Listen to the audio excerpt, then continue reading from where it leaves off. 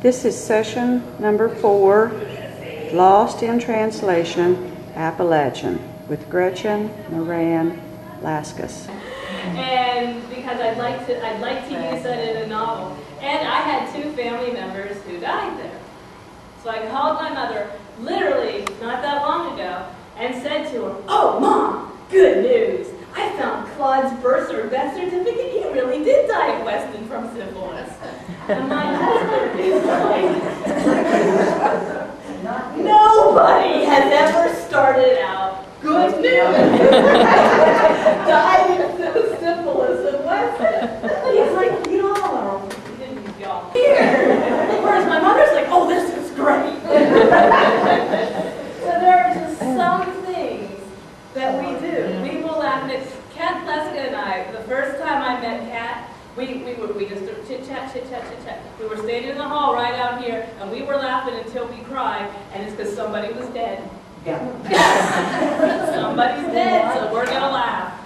So we have the best sense of humor in the entire world, and I am here to tell you, nobody gets it. His oldest daughter is 19. Yeah. Oh, I totally get it.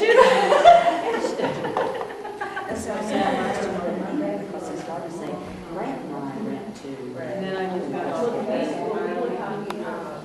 first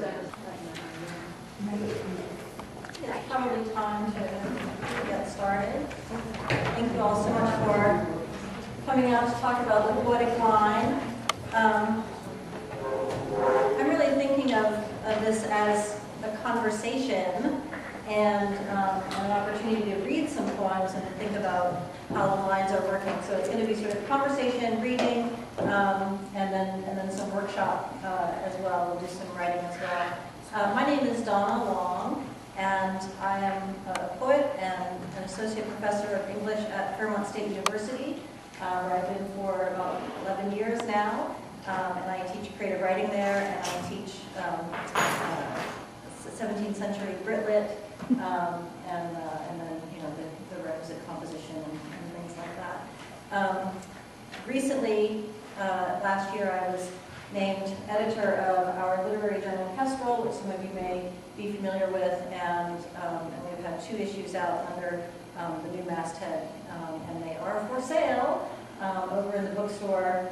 So I hope that you will check that out, and also there are submission guidelines if you'd like to submit to us. I think it would be nice to go around and just sort of have people introduce themselves and give a sense of why you chose this workshop. And then what we'll do is kind of work through some questions after we have our introductions, work through some questions about what we think about line breaks and the line in poetry and why we're here. So, Session number 6, Get Inspired, Plotting Romance, Pam Hansen. What's your hook? What's your story? I mean, can you just not envision when they did that to Jane Austen? Okay, it's Pride and Prejudice meets Dawn of the Dead. Okay, there you go. You can just see an editor's meeting. So, I read the book. did you? I don't like Jane Austen. I love Jane Austen. Did you like the book? The book? It was really similar to the original one. There was a lot of violence in it. Yeah. Like when Elizabeth and Mr. Darcy, when he first tells her her feelings, they have this huge fight, and she kicks him into the mantle. Yeah. It's very. They just layered the new book into a mantle piece. Okay. So anyway, so figure out what you're doing. What do you have going on? No, they licensed it to do that on purpose. They paid it. It was work for hire. But we never said it. No, she's saying when they take Jane Austen. It was work for hire. They can. Well, I read that it was because, like, after an alternate, like, after Right. her death, She's been dead 75 years, cocaine or something. She's dead, so he's dead. Shakespeare stories have been used from non-modern ones. Some do like 10 things I hate about you. We're getting short. Okay, so before we can plot, Oh, it's so hot. okay, you need a love story, you need a happy ending. So, what's the plot of a romance? What's the plot of, what's the plot of any book? In a romance, you have two people falling in love, struggling to make it work, and you need subplots and you need conflict. So this is the basic structure of a romance, and you can apply it really to whatever you write. But the basic structure of a romance has a conflict.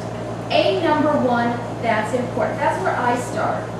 Whenever my mom and I are going to write a romance proposal, the very first place I start is the conflict. That's all I start with. Because if I don't have a good conflict, a good reason they can't, the hero and heroine can't be together, other than, oh, I don't like you, I don't like you, blah, blah, blah. I mean, you need a conflict. Filming session number 7, People's Choice Poetry. I erase you to keep you safe from the communists, to keep you smiling near and by the heart of God. I'd keep you silent in Golden's Inn. I'd live breathing, knowing you were better off kept safe and away from this hungry, greedy world than swallowed whole by these ungrateful men. If you were a poem, I'd speak you. I'd speak you right into this one.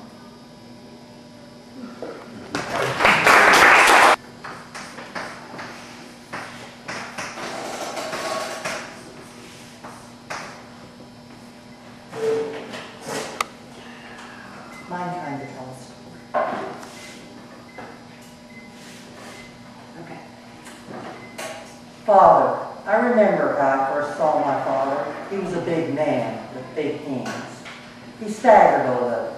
Dressed in a dark suit, crisp white shirt and wide tie, always wore a wide-brimmed fedora cocked to one side. Coward and small, I hid in the shadows. To me, he was a giant. Loud-voiced, slurred speech curved over my little mom.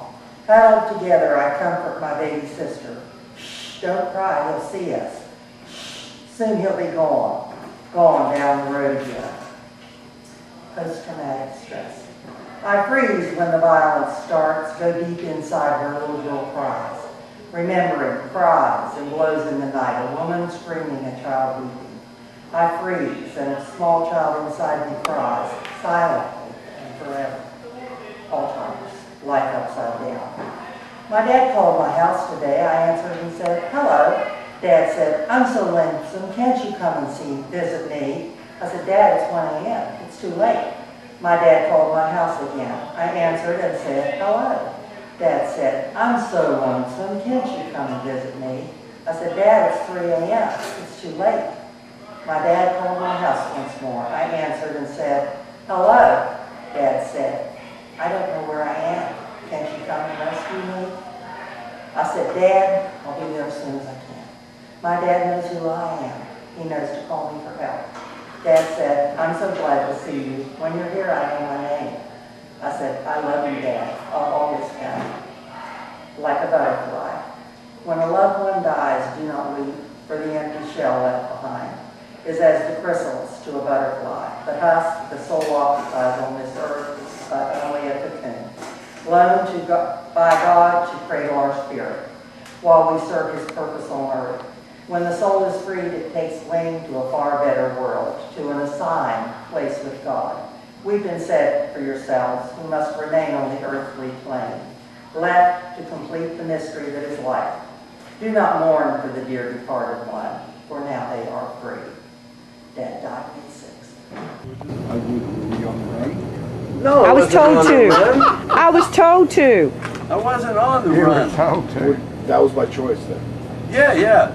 We left the place where the cafe where the prostitute was. After dinner, we went up to the hill to Santa Teresa's, where I had visited my old friend from before, my other life, with John.